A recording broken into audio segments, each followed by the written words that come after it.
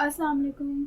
अच्छा जी, हम topic 10 accounting for non current asset and depreciation पर थे एंड 8 क्वेश्चंस तक जो है वो वर्क कंप्लीट हो गया था। अब क्वेश्चन नंबर 9 देखते हैं। क्वेश्चन नंबर 9 में कह रहे हैं Marhaba company purchase a machine on March 1st 2011 at a list price of ₹3 lakh subject to trade discount 2%.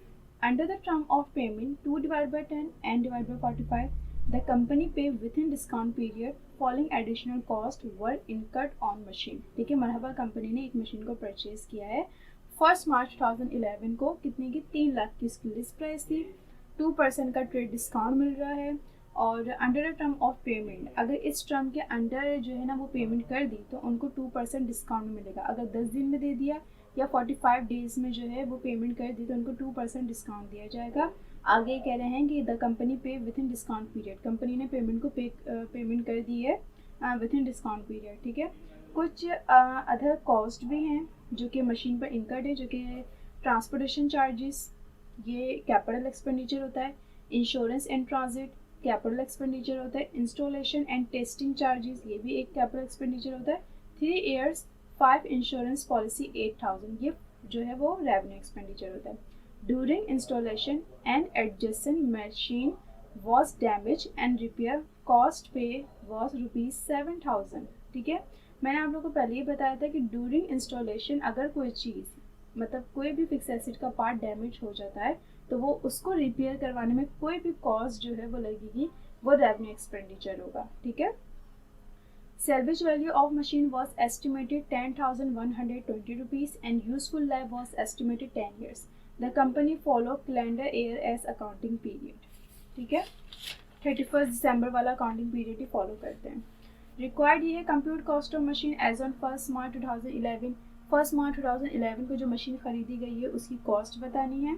Depreciation compute करना है फर्स्ट 3 ईयर्स का, मतलब शुरू के 3 साल का। तो ये मशीन अगर 2011 को खरीदी गई है तो 2011, 12 एंड 13। ठीक है, कभी भी फर्स्ट 2 ईयर्स या फर्स्ट 3 ईयर्स की बात है तो क्या करेंगे, जिस साल मशीन खरीदी जाएगी ना उसके अगले 2 साल तक का जो है ना वो डेप्रिसिएशन एक्सपेंस चाहिए। तो 2011 का भी चाहिए, 2012 का भी और 13 का भी। इसके बाद वो कह रहे हैं कि prepaid journal entries for 2011 including adjusting and closing entries भी।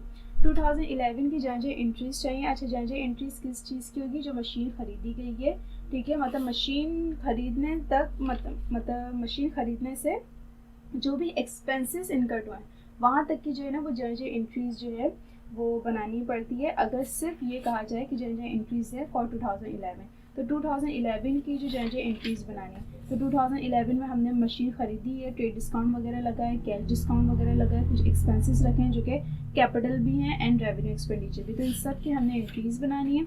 उसके साथ साथ एडजस्टिंग क्लोजिंग एंट्रीज भी बनानी है। एडजस्टिंग क्लोजिंग एंट्रीज डेप्रिसिएशन की निकलती है। ठीक है, और कितने मतलब नहीं बताया कि कितने ईयर का, तो सब, लेकिन मुझे ये लग रहा है कि शायद 2011।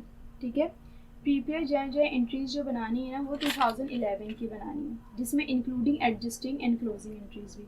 मतलब सिर्फ 2011 की जर्नल एंट्रीज बनानी है क्योंकि 2011 में हमने जो मशीन खरीदी उसकी एंट्रीज बनेगी, उसके साथ एडजस्टिंग क्लोजिंग एंट्रीज बनानी। तो जस्ट 2011 की बनाइएगा एडजस्टिंग एंड क्लोजिंग एंट्रीज। ठीक है, बाकी जो 2 ईयर हैं 2012, 2013 उसकी नहीं बनाइएगा। ठीक है, सबसे पहले कंप्यूट कॉस्ट ऑफ मशीन। सबसे पहले आप लिस्ट प्राइस रखेंगे। लिस्ट प्राइस आपको 3 लाख दी गई है और ट्रेड डिस्काउंट भी साथ देखते हुए जाते हैं 2% का। सो हम क्या करेंगे, list price less trade discount 3 lakh का आप 2% ले लेंगे, ये ट्रेड डिस्काउंट आ जाएगा, आप इसको इससे माइनस करेंगे, नेट ट्रेड प्राइस आ जाएंगे। ठीक है, फिर आप क्या करेंगे, लेस करेंगे कैश डिस्काउंट। कैश डिस्काउंट कितना है, 2% का दे रहे हैं क्योंकि इन्होंने पेमेंट डिस्काउंटिंग पीरियड के अंडर ही कर दी थी, इसलिए 2,94,000 का 2% लेंगे, ये आपके पास कैश डिस्काउंट आ जाएगा। नेट ट्रेड प्राइस से कैश डिस्काउंट आप माइनस करेंगे, नेट कैश प्राइस आ जाएंगे आपके पास। फिर इसमें ऐड करेंगे कैपिटल एक्सपेंडिचर। कैपिटल एक्सपेंडिचर किस तरीके से ऐड करते हैं, सब पहले हम सीक्वेंस लिख देते हैं। सबसे पहले ट्रांसपोर्टेशन चार्जेस है 5,000, इंश्योरेंस इन ट्रांजिट है 7,000, इंस्टॉलेशन टेस्टिंग चार्जेस है 10,000। सिर्फ 3 ही हमारे पास कैपिटल एक्सपेंडिचर है, transportation charges, insurance in transit, installation and testing charges. इन तीनों को प्लस किया, टोटल कैपिटल एक्सपेंडिचर आपके पास आ गया 22,000। आपने net cash price and total expenditure को ऐड कर लिया, कॉस्ट ऑफ मशीन आ गया आपके पास 3,10,120 रुपीज़। ठीक है। फिर by straight line method compute annual depreciation expense. Annual depreciation expense is equal to cost minus salvage value divide by life years. Cost थी हमारी 3,10,120 रुपीज़। सेल्वेज वैल्यू देख लेते हैं। सेल्वेज वैल्यू दी गई है यहाँ पे 10,120 रुपीज़ एंड लाइफ दी गई है 10 ईयर्स की। सो आपने क्या करा कि 3,10,120 रुपीज़ से कॉस्ट रख दी, सेल्वेज वैल्यू लिखी 10,120 रुपीज़, लाइफ की जगह आपने 10 ईयर्स लिख दिया।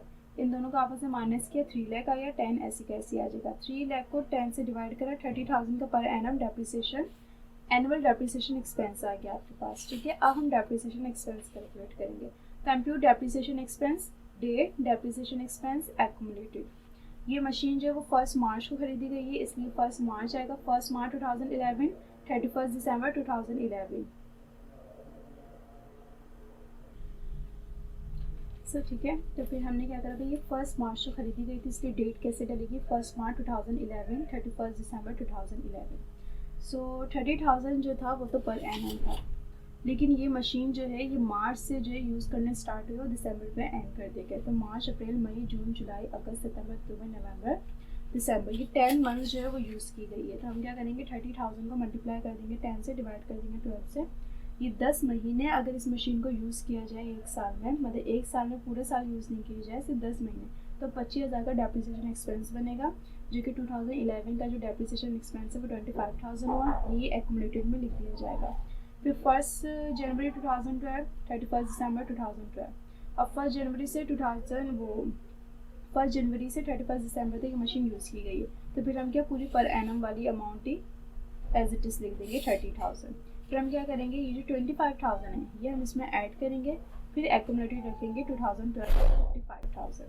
फिर 1 जनवरी 2013, 31 दिसंबर 2013, ये भी जनवरी से दिसंबर तक पूरे साल यूज़ की गई है, इसलिए पर एनम की पूरी अमाउंट लिख दी जाएगी 30,000। फिर इस 30,000 को 55,000 में हम ऐड कर देंगे, तो टोटल बनेगा 85,000। 85,000 2013 का एक्यूमुलेटेड हो जाएगा। अब हम जर्जर एंट्रीज़ पर आ जाते हैं। जर्जर एंट्रीज़ जो है वो 2011 की बनानी है, जिसमें एडजस्टिंग एंड क्लोजिंग एंट्रीज़ बनाएगी। ठीक है, सबसे पहले हम जर्जर एंट्रीज़ बनाते हैं।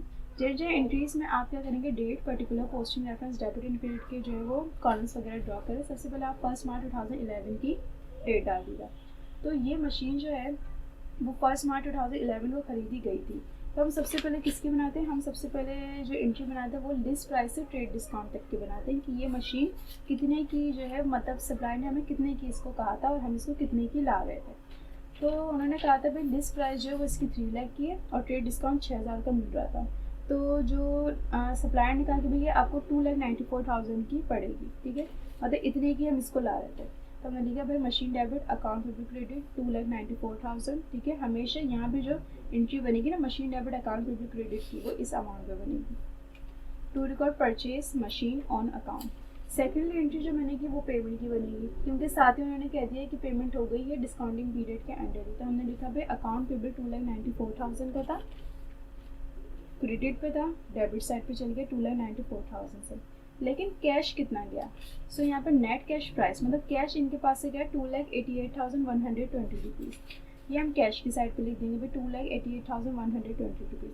2,94,000 की ये मशीन थी, 2,88,120 रुपीज़ का कैश गया। डिफरेंस आ रहा है यहाँ पर, इट्स मीन कि ये इनको कैश डिस्काउंट मिला है।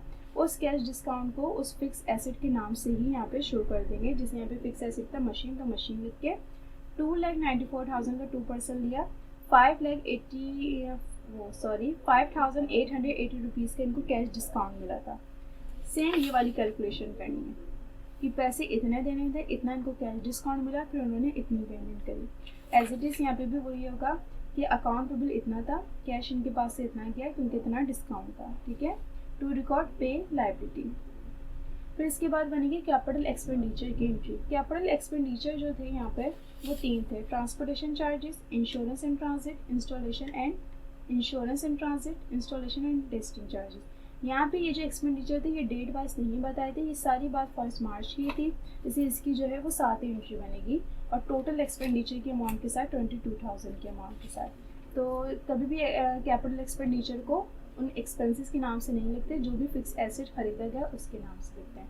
तो मशीन डेबिट, कैश क्रेडिट, ठीक है। कितने के थे टोटल एक्सपेंडिचर? 22,000 के। टू रिकॉर्ड पे कैपिटल एक्सपेंडिचर। जब वो डेट वाइज का है तो हमें डेट वाइज बनानी होगी, लेकिन मशीन के नाम से, जो भी फिक्स एसेट खरीदे जाए उस नाम से, ठीक है। एंड फोर्थ एंट्री जो है वो रेवेन्यू एक्सपेंडिचर। मैंने आप लोग को बताया था कि रेवेन्यू एक्सपेंडिचर का कॉस्ट ऑफ मशीन में कोई काम नहीं है, इसका जनरल एंट्रीज में काम होगा जब वो जनरल एंट्रीज रिक्वायर्ड में कहेंगे। तो अब हमने कही तो हमें रेवेन्यू एक्सपेंडिचर को रिकॉर्ड करना होगा। सो यहाँ पे रेवेन्यू एक्सपेंडिचर जो थे वो दो थे, क्योंकि एक तो रिपेयरिंग का था, क्योंकि ड्यूरिंग इंस्टॉलेशन जो है कोई चीज़ डैमेज वगैरह हो गई थी जिसकी रिपेयरिंग कॉस्ट गई है 7,000 एंड फायर इंश्योरेंस भी था 8,000 का। रेवेन्यू एक्सपेंडिचर को उन्हीं के नाम से लिखा जाएगा। फायर इंश्योरेंस एक्सपेंस था 8,000 का, रिपेयर एक्सपेंस था 7,000 का। कैश कितना गया टोटल? 15,000 का। 8,000 7,000 कितना होगा? 15,000, ठीक है। टू रिकॉर्ड पे रेवेन्यू एक्सपेंडिचर। ये हो गई जनरल एंट्रीज। जनरल एंट्रीज के बाद उन्होंने कहा था कि 2011 की एडजस्टिंग एंड क्लोजिंग एंट्रीज इसमें इंक्लूड करें। तो हमने एडजस्टिंग एंड क्लोजिंग एंट्रीज की अलग से एक हेडिंग डाली, date, particular, posting reference, debit and credit, मतलब बिल्कुल ही अलग इनका जो कॉलम जो है वो प्रिपेयर कराएंगे। 31 December 2011 depreciation expense debit, allowance for depreciation credit. 2011 का जो डेप्रिसिएशन निकला था वो 25,000 का था, जो कि हमने एंट्री रिकॉर्ड कर दी। To record to adjust depreciation expense 31 December 2011 closing entry इसी की बन जाएगी। एक्सपेंस है revenue subject debit, depreciation expense credit, वही अमाउंट्स है। क्लोजिंग एंट्री में बस क्या होती है, वर्डिंग चेंज होती है, अमाउंट सेम ही रहती है। तो 25,000 आ गए टू क्लोज डेप्रिसिएशन एक्सपेंस, ठीक है। यहाँ पे जो एंट्रीज थी वो 2011 की मांगी थी, जिसमें जनरल एंट्रीज भी आ रही थी, एडजस्टिंग क्लोजिंग एंट्रीज भी आ रही थी। क्वेश्चन नंबर जो 9 है वो कंप्लीट हो गया है।